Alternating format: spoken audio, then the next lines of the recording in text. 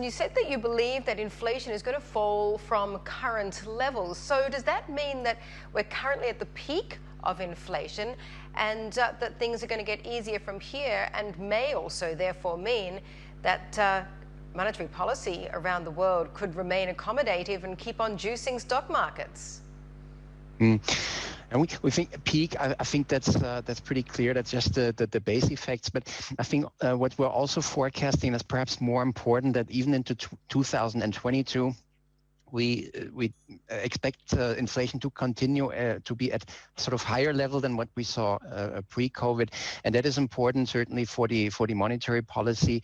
I mean, when we talk to our colleagues also in the US, right, they're seeing for the first time since many years that companies also really willing to pass on price pressure so price pressure, also wage pressure, right? Something we haven't seen in a long time. So something seems to have changed here also in the mindset of the corporates, and that certainly also spells to a good extent bullishness on reflationary trades, on reopening trades in the stock market.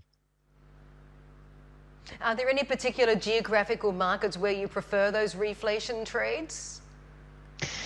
I would say it's broadly EM, but certainly also Asia, ex-Japan, including also then Japan as well. So if we look a bit at the roadmap, how fast everybody has come along in terms of vaccinations, like we see the US, we see many countries in Europe already above 50% where we expected them to be. What we see in Asia, for example, many of the economies still not quite there. And as we know in the stock markets, many have also sort of underperformed the rest of the world. So for us, that spells an interesting opportunity for the second half, where the economies can catch up on vaccination, and also their reflation trades that they have a lot. We have a lot also here in Asia. So that is perhaps the story of the second half that is different from the first half.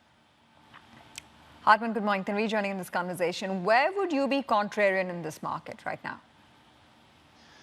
We're contrarian probably on gold, I would argue. So there we see outright downside. So this is something where investors can consider reviewing the positions as one of, because otherwise we're quite positive on commodities, but there is an exception here.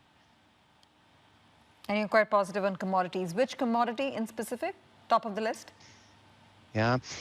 Probably they're not super early cyclicals anymore. So especially also if we look at the stock side of things, so the producers of those, we think that some of the material areas are especially steel. Not sure if there's a lot more upside here, but what has held back a little bit more is the energy complex. And also we have noticed that, you know, once economies peak, so basically around the time where we are now, that the energy complex can hold up better. So yeah, that's probably really a trade that we like a lot in terms of reopening.